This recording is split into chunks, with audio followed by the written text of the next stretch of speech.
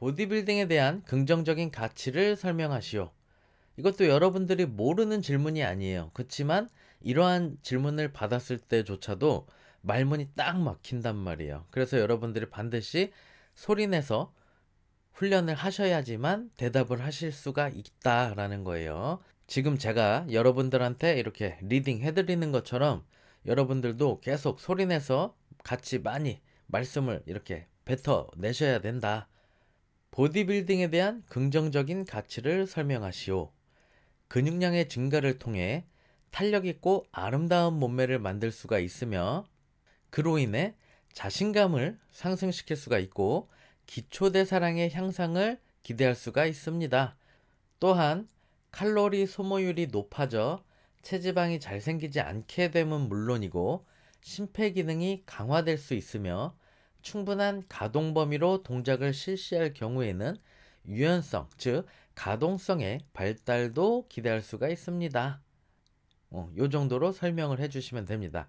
이제 여러분들이 설명을 하실 때 좀 주의할 부분이 보디빌딩에 대한 긍정적인 가치를 설명하라고 이렇게 질문을 받았는데 만약에 보디빌딩 하면 제일 먼저 떠오르는 핵심 키워드는 뭐예요?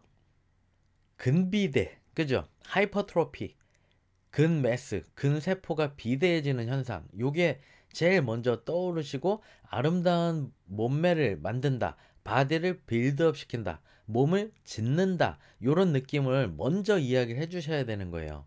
근데 만약에 충분한 가동 범위, 즉 풀 레인지 오브 모션 동작을 해서 유연성의 발달을 기대할 수가 있다가 먼저 설명이 되어버리면 약간 이게 모호해질 수가 있다. 요가도 아니고 이해되시나요? 바디빌딩에 대한 어떤 그 핵심 가치는 유연성의 발달이 아니에요. 그죠? 부수적인 발달이 될 수 있는 부분이지 이게 핵심적이지 않다라는 거예요. 그래서 여러분들이 반드시 가장 정답에 가까운 좀 핵심 키워드를 설명하실 때 앞에다가 배치하셔서 설명을 해 나가셔라 라는 거. 이게 또 중요한 포인트가 될 수가 있습니다. 바디빌딩 경기에 대해 말하시오. 바디빌딩 경기는 7가지 규정 포즈 및 자유 포즈를 취하며 누가 더 아름다운 몸매를 만들었는지를 겨루는 스포츠로 전체적인 체격의 비율과 대칭, 근육의 크기와 우수성, 조밀도 등을 평가합니다. 이 정도의 이야기를 해주실 수 있으면 충분하죠.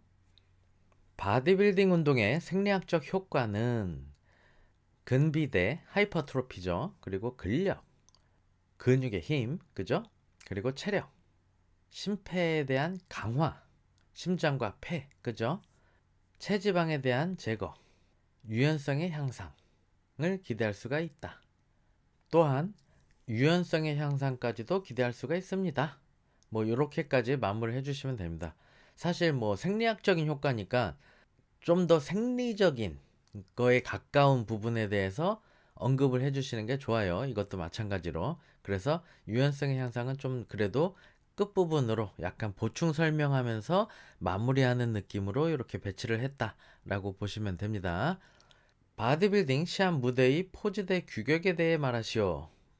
보통 이 문제는 잘 나오지 않습니다. 예전에 대보협에서 대한 바디빌딩 협회에서 시험을 봤었던 때가 아닌 전국 바디빌딩 연합회라는 곳에서 시험 문제를 출제할 수 있었던 때가 있었는데 그때 나왔었던 문제고 이제 그 전국 바디빌딩 연합회에서 시험을 주최하지 않아요. 그래서 지금 대보협이 계속 하고 있기 때문에 이 문제는 그 다음부터는 출제가 되지 않고 있다 정도로 저는 보고 있습니다.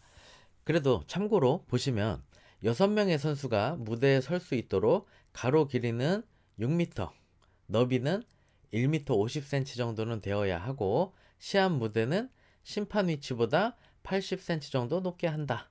뭐 요걸 60cm라고 이제 알고 계신 분들도 있고 한데 뭐 큰 의미는 없다라고 봐요. 결국에는 심판 위치보다 그 무대 그 단상은 선수들이 이렇게 서는 그 위치는 심판에서의 위치보다 높게 설정이 된다 정도에 대한 이해 그렇게 보시면 됩니다. 선수가 맨발로 무대에 서기 때문에 바닥에는 카펫을 깔아두어야 한다. 요 정도 알고 계시면 됩니다. 그리고 여러분들이 어떤 문제에 대해서 대답을 할 때 정확하게 탁탁탁 암기해서 칼같이 이야기하시는 것도 뭐 물론 나쁘지 않아요. 좋아요. 근데 내가 잘 모르겠거나 뭐 긴장했거나 그래서 헷갈려서 잘 기억이 안 날 수도 있습니다. 그쵸? 그렇기 때문에 역사 같은 경우는 특히 날짜가 명확하죠. 뭐 가령 예를 들어서 2012년 11월 11일 이런 식의 날짜가 명확한 것들이 있단 말이에요. 그쵸? 근데 이게 잘 기억이 안 나면 2012년도에 이렇게 저렇게 됐습니다. 정도로 이야기를 하실 수도 있는 거예요. 근데 2012년 11월 11일에 이렇게 했습니다. 라고 하는 게 가장 이상적이긴 하겠죠.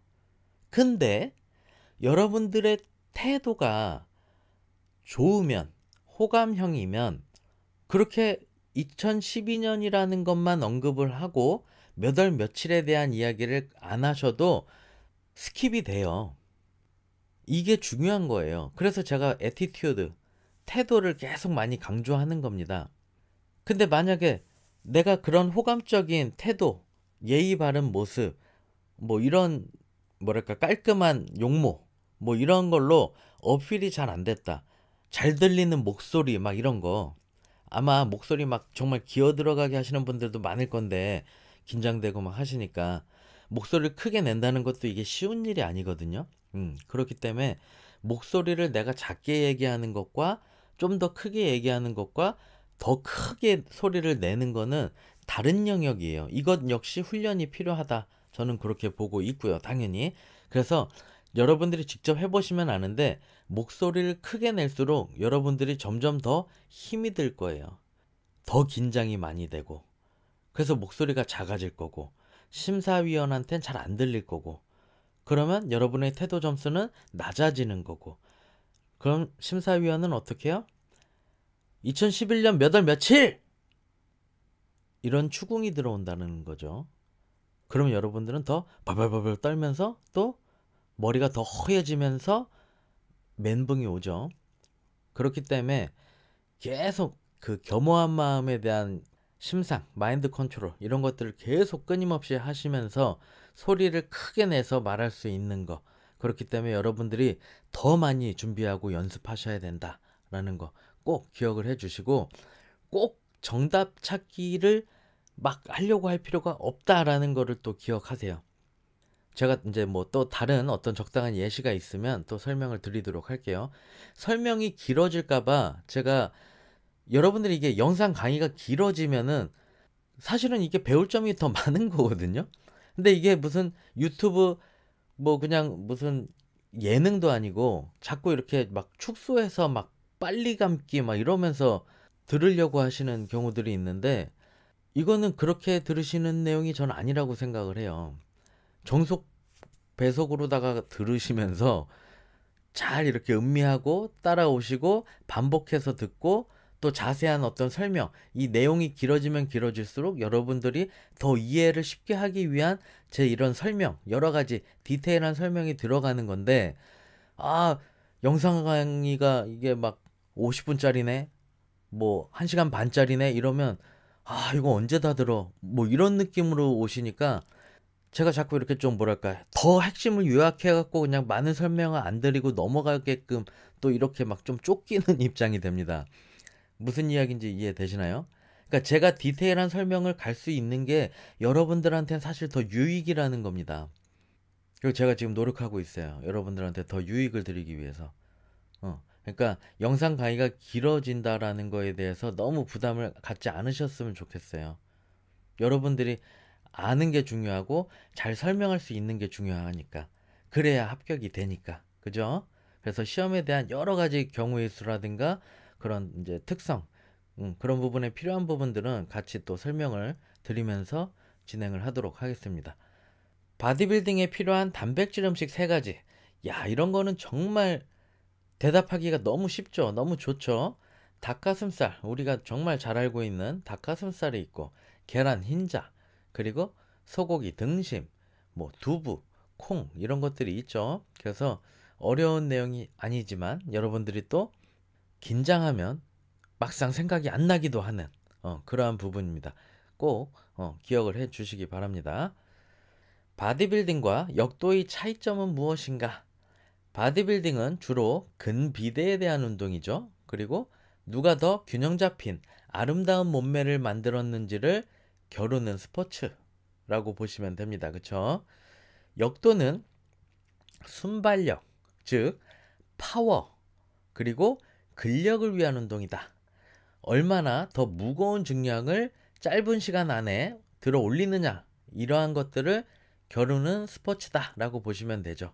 그래서 파워와 근력을 위한 운동이다라는 게 다르죠.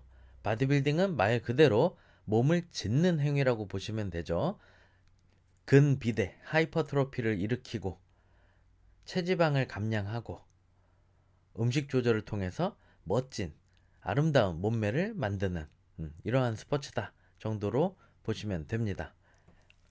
중량과 관계가 있는 스포츠의 예는 무엇인가? 투포환, 역도 등이 있으며 이 중 역도가 보디빌딩과 밀접한 부분이 많다. 역도 동작에서 인상의 경우 바닥에서부터 바벨을 끌어당기면서 폭발적으로 머리 위로 쭉 펴면서 한 번에 들어 올리는 동작이 이제 인상이라는 동작이다. 이 인상이라는 거, 그래서 제가 설명할 때 이렇게 설명을 드리죠. 인상 한 번 쓰고 머리 위로 팔 쭉 펴면서 들어 올려라. 그게 인상 스네치라는 동작입니다. 그리고 이제 용상이라는 게 있어요. 용상의 경우는 바닥에서 가슴 위에 쇄골 라인까지 한 번 걸쳤다가 양쪽 다리를 앞뒤로 저크하는 거예요. 벌림과 동시에 팔을 머리 위로 쭉 펴면서 들어 올리는 동작. 이게 이제 용상이라고 표현을 하죠. 클린 앤 저크 이렇게 표현을 하죠. 바디빌딩하고 이제 이 역도가 그래도 좀 이 개연성이 있는 그런 스포츠다라고 볼 수가 있습니다. 여러분들은 보통 생활 스포츠 지도사 시험을 보기 때문에 이 파워 동작을 하고 있지 않지만 제 책에도 실려 있죠. 파워 동작.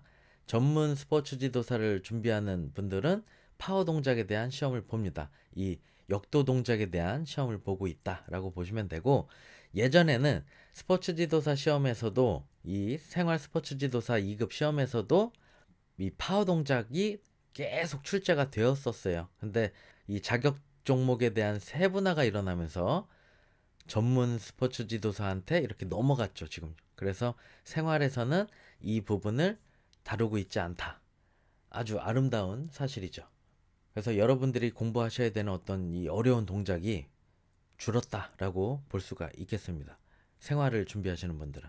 이제 전문을 준비하시는 분들은 당연히 이 동작, 역도 동작도 하셔야 되고, 여러분들이 알고 있는 크로스핏이라는 그 운동이 역도 플러스 체조지 않습니까? 그쵸? 그래서 중량 운동은 역도 동작하고 굉장히 다 밀접한 관계가 있다라고 기억을 해주시면 되겠습니다.